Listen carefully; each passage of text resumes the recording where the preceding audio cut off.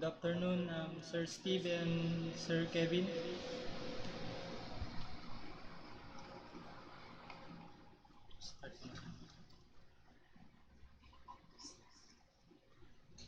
Hello, can you hear me? Yes, sir. Yes, I can hear you. My ears are a little bit clogged up. Sorry.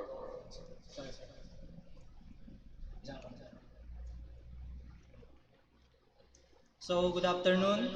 I'm Jose Santander of the Digital Defenders, and I'm here this afternoon to discuss our topic about malware. So, without further ado, let's start. I think Kevin should be online about now.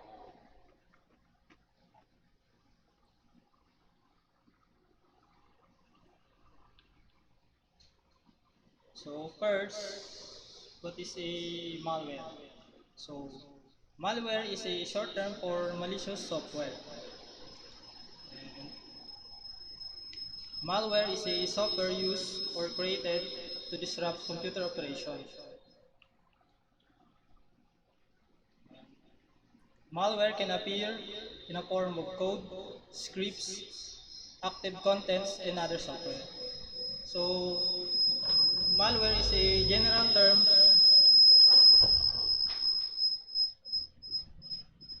used to refer to a variety of form of hostile and intrusive and annoying software.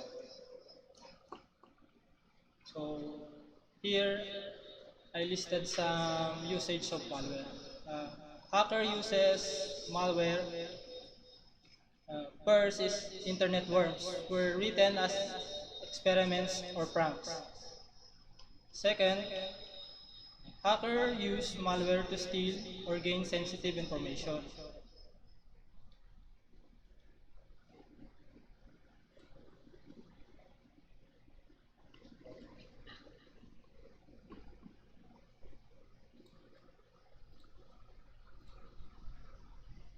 Next is sometimes it's broadly used against government or corporate websites to interrupt their operations.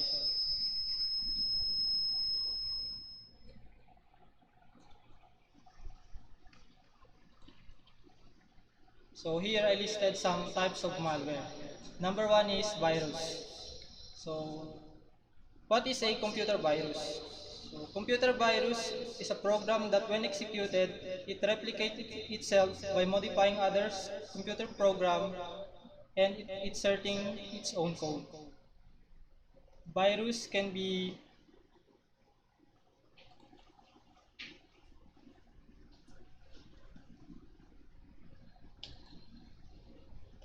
virus can be destructive to our files. And lastly, all viruses are man-made.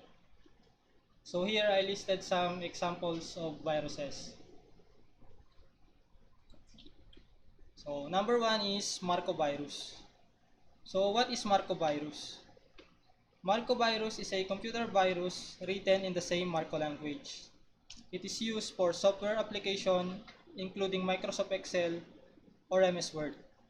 So what is Marco language? Marco language is a command language used to automate the sequence in the application. So when our computer is infected with the Marco virus, it affects the sequence operation of our computer. So next is boot virus. So boot virus is a type of virus that affects the boot sector of the disk. So what is a boot sector? Boot sector is the sector of the data storage which contain machine code to be loaded into the RAM and executed by the computer system. So when our computer is infected with the boot virus, it affects the boot sequence of our computer.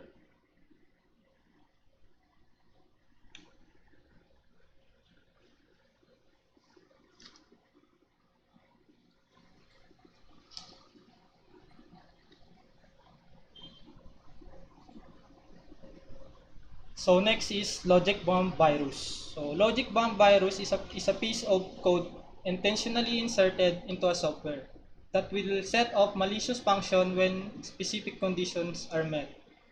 So for example, the hacker set the virus to be activated on a certain date, and when that date comes, the virus will be activated. So logic bomb virus can corrupt, alter data, format a hard drive, and delete important files. So next is directory virus. So what is a directory virus? So directory virus is a malicious code that inserts into a cluster of mark allocated in the FAT, or FAT stands for file allocation table. This prevents it from being allocated in the future. So for example, a flash drive is infected of a directory virus. When you put files on the flash drive, it pop-ups that the flash drive is already full or the files cannot be transferred. So next is Trojan. So what is Trojan?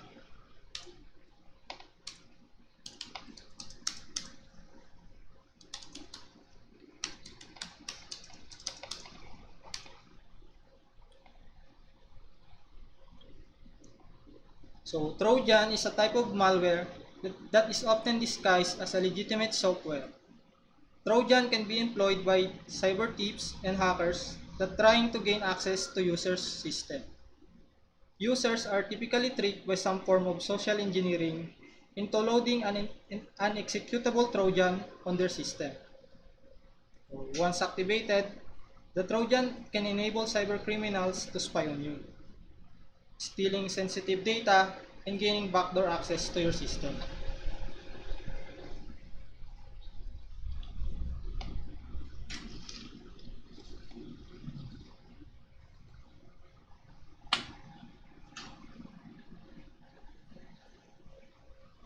So here I listed some types of malware. Example of Trojans. So number one is remote access Trojan.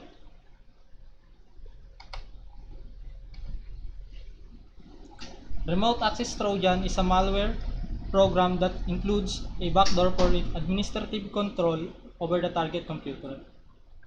RATs are usually downloaded invisibly with a user-requested program, such as games, or sent as an email attachment.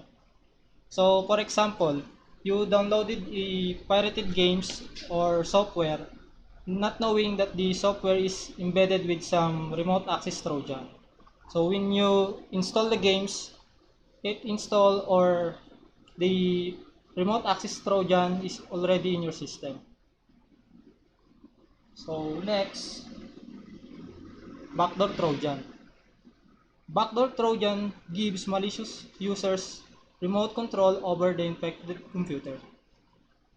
They enable the author to do anything they wish on the infected computer, including sending, receiving, launching and deleting files, displaying data, and rebooting the computer.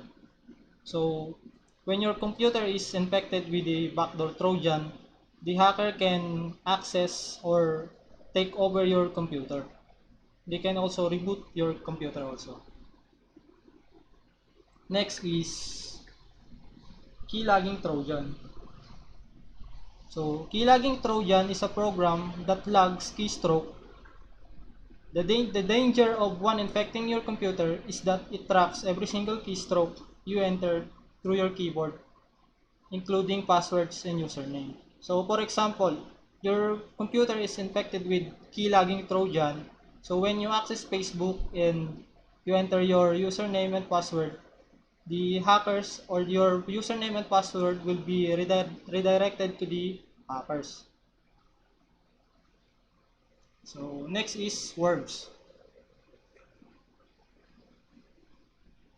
So worm virus is a malicious self-replicating program that can spread throughout a network without human assistance.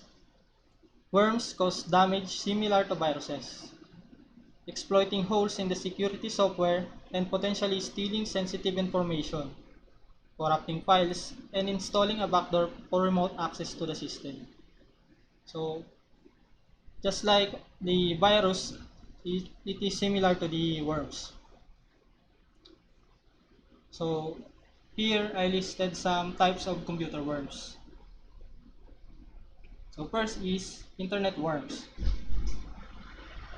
Like they do with the computer networks, computer worms also target popular websites with insufficient security.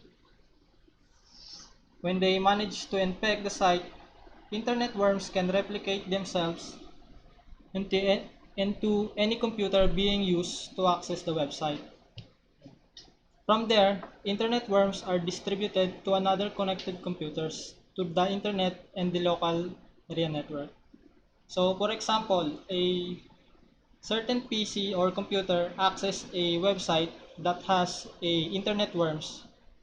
Connected computer through LAN or local area network may be affected as well if they don't have enough computer or antivirus software.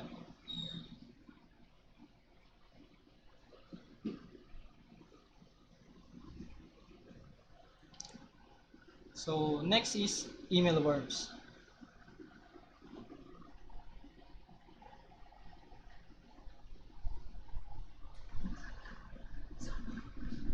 So next is email worms.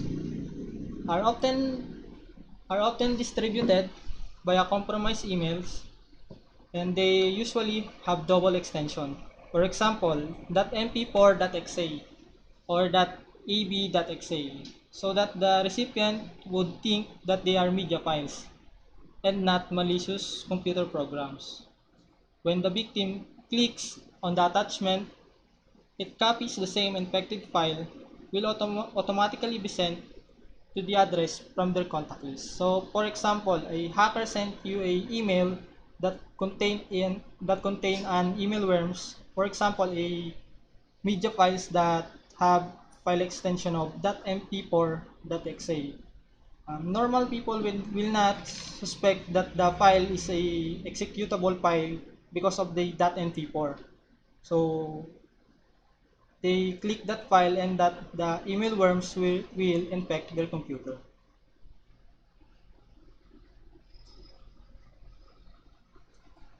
So next is file sharing worms.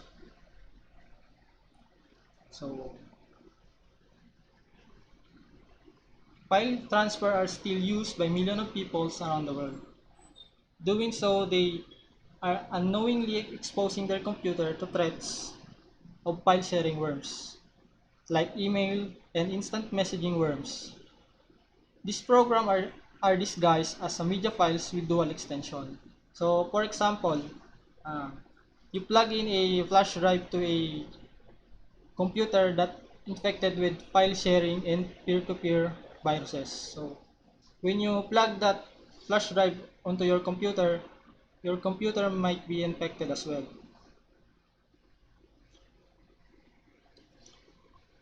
So, next is spyware.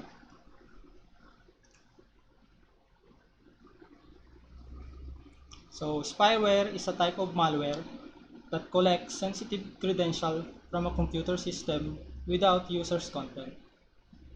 Once installed, it monitors users' activity on the computer and internet. This malicious software can even steal login ID, password, and credit card information. So here I listed some types of spyware. So number one is browser hijack. Browser hijack is a malicious program that controls the web browsers and show unnecessarily or unwanted advertisement. So browser hijack works by creating internet shortcut in the favorite folder of your browser without asking any permission.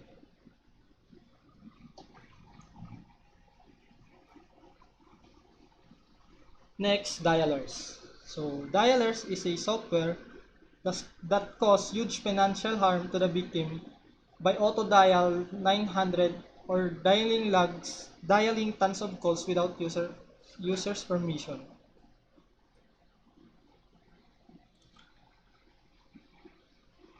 And next is keyboard loggers. It is a software that gets into user's device without any consent and displays advertisement banner in the web browser for downloading or marketing purposes.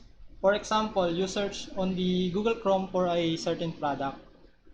Then when you log in to your Facebook, sometimes it displays ads about the product that you searched recently.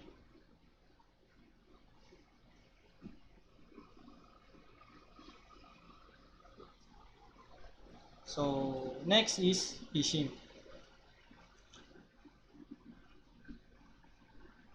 So phishing is a type of social engineering attack often used to steal users' data, including login credential and credit card numbers. It occurs when an attacker masquerades as a trusted entity and dupes a victim into opening an email, instant message, or text message.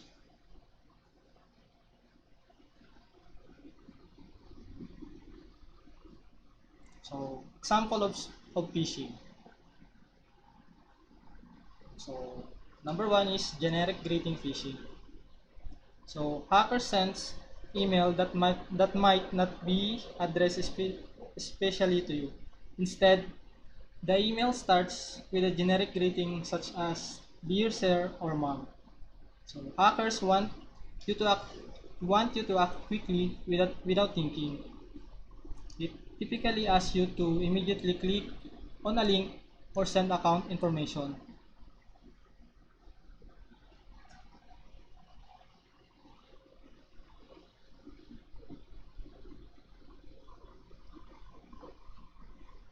So next is forged link. So forged link is a cyber attack that uses disguised email as a weapon. The goal is to trick the email recipient into believing that the message is something they want or need a request from their banks, for instance, or a note from someone in their company, and to click a link or download an attachment. So, for example, a hacker will send you an email that said that require that you need to download this application. When you download that application, it requires you to input some username, passwords, or any credential.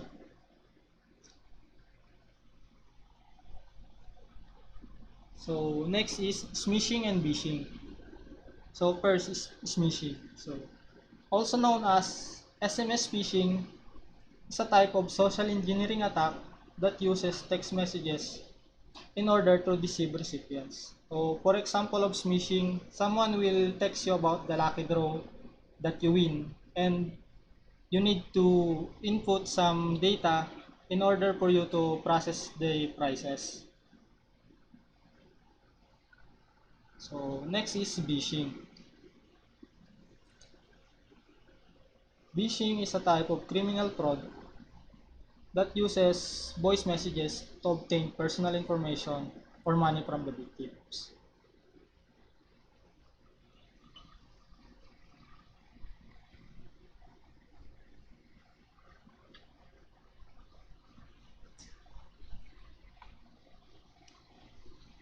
So next is adware. So adware is a type of malware that automatically delivers an advertisement. Common examples of adware include pop-up ads on a website and advertisements that are displayed by software. So for example, you open a website, then suddenly it will pop up some ads about this product. That's an example of an adware.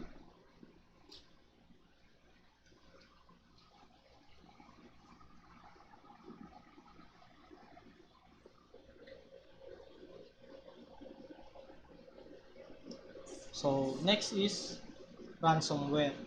So ransomware is a form of malware that essentially holds a computer system captives while demanding a ransom.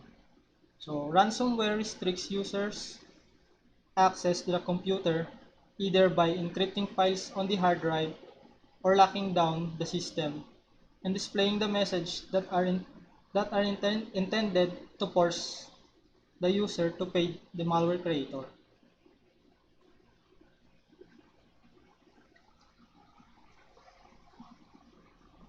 So here I listed some example of ransomware.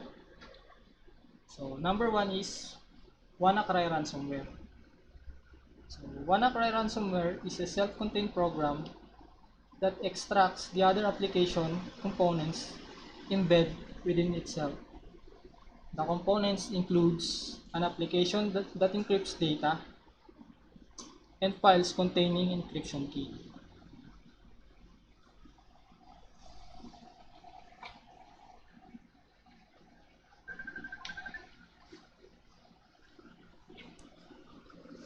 So next is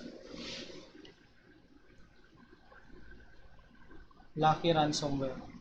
It was released in 2016 and it is delivered by email with an attached Microsoft Word document that contains malicious macros. When the users open the document, it appears to be a full of garbage and includes the phrase enable macro if data encoding is incorrect. It is a social engineering technique that the phrase said that enable macro if data encoding is incorrect. If the users thus enable macros, they save and run a binary file that downloads the actual encryption, which will encrypt all the files that match the particular extension.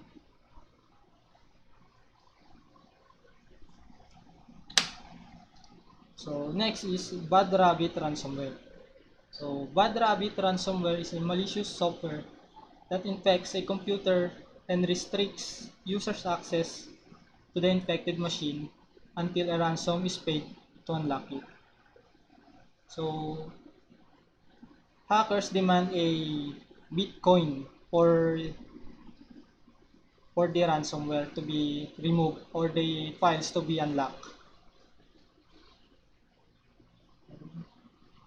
Bad Rabbit spreads via fake Adobe Flash updates by tricking the users into clicking the pop-up of the Adobe Flash update. So when the users click the update, so the Bad Rabbit ransomware will encrypt all their data.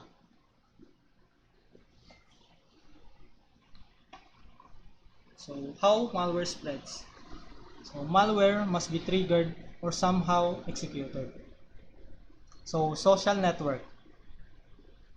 For example, a computer access a website or already infected with the virus and it's connected to a local area network or LAN. Other computers that connected to that computer might be affected as well. So next is pirated software. Downloading pirated software can contain malwares or any viruses that when you install that software, your, your computer might infected by a virus or malware.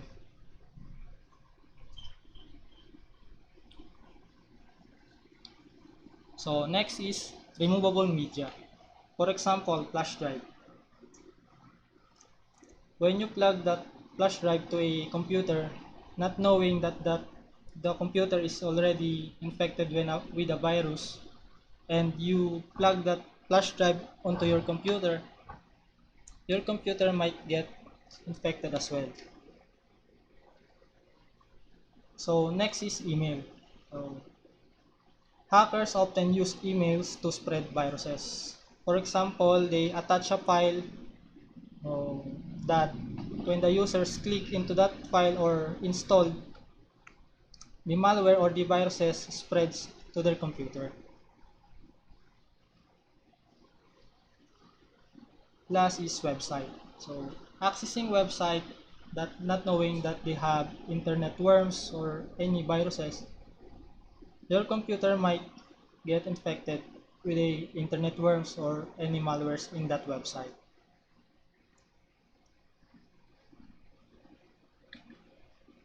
So damages that can malware do.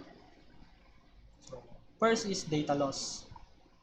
And for example, a virus or malware infected your system and encrypts or deleted your files in that computer, it can cause data loss. So next, hardware failure. So when your computer is infected with a virus, it sometimes slows down the process of your computer, causing to a hardware failure. So next is financial loss. So for example, you use a online banking and hackers gets your banking credential. It can cause you financial losses if the hackers gets your login ID or PIN code, just like that. So next is account theft. So for example, hackers gets the username and password of your Facebook. So, hackers can use that account to post some any malicious activity on your account.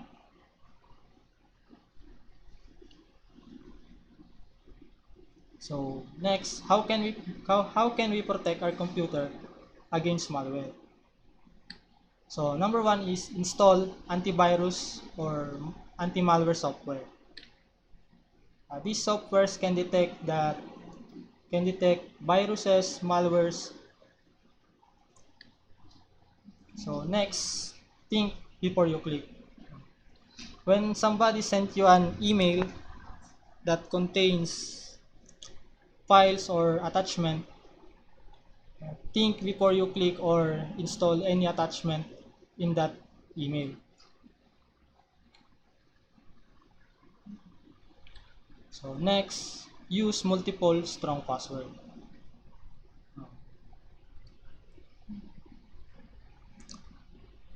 Next is don't use open Wi-Fi. For example, hackers can get into that Wi-Fi and pretend that they are the Wi-Fi. So any internet traffic in that Wi-Fi can goes to the hacker.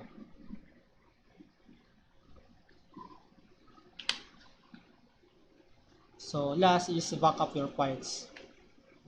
When viruses or malware deleted your files in your computer, it's good to have a backup files on another hard drive or another computer.